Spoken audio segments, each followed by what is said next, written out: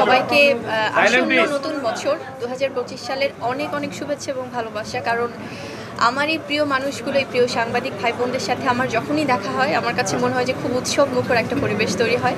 আজকেও ব্যতিক্রম না। আজকে এত এত ক্যামেরা, এত এত সব সম্মানিত সাংবাদিকরা আছেন, খুবই ভালো লাগছে। আর আজকে আমরা সব একসাথে হয়েছি এশিয়া জুয়েলসের গোল্ড প্লেটেড জুয়েলারির প্রথম ওয়েবসাইট লঞ্চিং প্রোগ্রামে।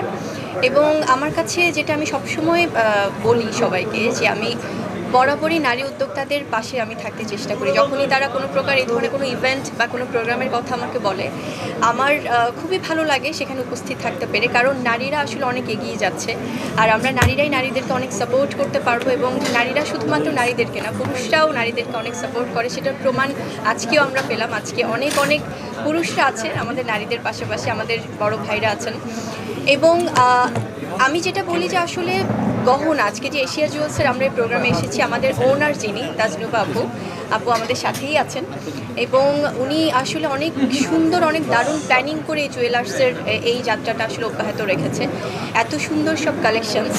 এবং আমি যখন এই প্রোগ্রামটার আমন্ত্রণ পাই, চিফ গেস্ট হিসেবে যখন আমাকে আমন্ত্রিত করা হলো, আমাদের সবার প্রিয় গৌতম সাহা দাদা, আমাদের অনেক ভালোবাসার কোরিওগ্রাফার, দাদার সাথে আমার অনেক, যে প্রতিদিন আমরা খুব র্যান্ডম কাজ হচ্ছে তা না, বাট যখনই কোনো এক্সক্লুসিভ প্রোগ্রাম হয় তখনই দাদা আসলে আমাকে নক করে যে আমি ফ্রি আছি কিনা বা আসতে পারবো কিনা। এবং এত দারুণ করে প্ল্যানিং করে যে আসলে না আসে পারিই না। তো সেখান থেকে আজকের প্রোগ্রামটাতে এভাবেই আসা। আর আমাদের পাশে তো আরও আছে, সোহাগ ভাই আছেন, আমাদের অত্যন্ত জনপ্রিয় কোরিওগ্রাফার। তো খুবই ভালো লাগছে। এবং আমি বলবো যে জুয়েলার্স বা জুয়েলারি এমন একটা বিষয়, গহনা আসলে নারীদের সৌন্দর্যের প্রতীক। সেটা বরাবরই আমি বলি যে গহনা মানুষকে এত সুন্দর করে উপস্থাপন করে, এবং এটি কিন্তু একটা সম্পদ, একটা অ্যাসেট।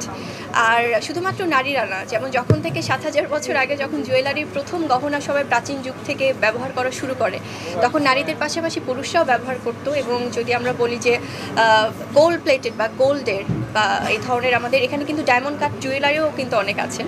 তো অনেক অনেক কালেকশন। এবং পুরুষরাও কিন্তু নারীদের পাশাপাশি অনেক জুয়েলারি ইউজ করে, বিকজ এটা আসলে সবার ব্যক্তিত্বের একটা বাহক। তো ভীষণ ভালো লাগছে। আমি চাই এই যে স্মার্টেস্ট যুগে 2025 সাল আসছে, সেখানে প্রথমবারের মতো ওয়েবসাইট লঞ্চিং হলো জুয়েলারির কোনো শপের। তো এটা আসলে দর্শকরা বা যারা ক্রেতারা আছেন তাদের জন্য অনেক সহজলভ্য হবে। তারা সহজেই এখানে কানেক্টেড থাকতে পারবে এবং তারা নিজের পছন্দ মতো আসলে জুয়েলারি সংগ্রহ করতে পারবে। আসলে আমি প্রথমেই বলি, আপনারা যদি একটু লক্ষ্য করেন, আমার অনেক আগে থেকে আসলে দাদার সাথে কাজ করা হয়। কারণ যে কোনো ব্রাইডাল শ্যুট বা একটা এক্সক্লুসিভ কোনো শ্যুট হলেই দাদা আমাকে বলে, বিকজ আমি তো আসলে চলচ্চিত্রের মানুষ। সো চলচ্চিত্রের শ্যুটিংটা নিয়েই স্বাভাবিকভাবেই ব্যস্ততা থাকে। তো হয়তো বা সবসময় টাইমে বা ব্যাটে বলে মিলে না। তো যখনই দাদা মনে করে যে একটু আগে থেকে বলে যে তুই এই সময়টা কিন্তু ফ্রি থাকিস, বা আমরা একটা দারুণ একটা প্ল্যানিং করছি, বা একটা সুন্দর আমরা এক্সক্লুসিভ কোনো শ্যুট করব, তো তখনই আসলে শ্যুট হয়। বাট এটা নতুন না, অনেক দিন আগে থেকেই আমার দাদার সাথে কাজ হয়।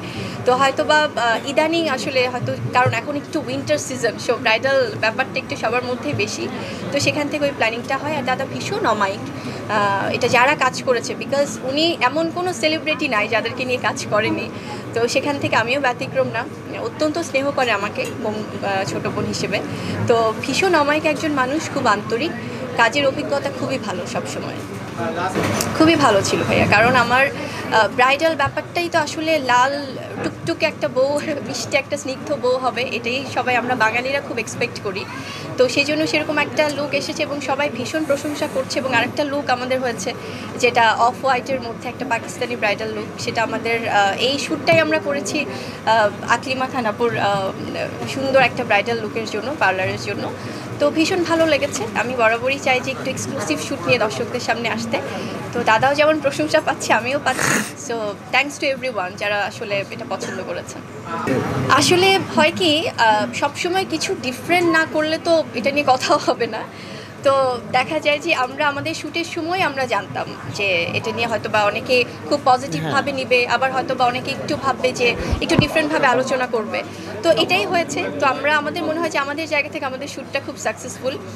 আর হয় কি, আমরা যদি নতুনদের সাথে কাজ না করি, আমরা যারা বেশ কয়েক বছর হয়ে গেছে, আমার হয়তো বা 9-10 বছরের একটা জার্নি, তো সেখানে আমরা যদি নতুনদের সাথে কাজ না করি, যদি একটু ডিফারেন্ট না লাগে, তো সেখানে আসলে চেঞ্জেস পাবে না দর্শকরা। তো ওইটাই আসলে করা হচ্ছে, একটা এক্সপেরিমেন্টাল শুট করা হয়েছে।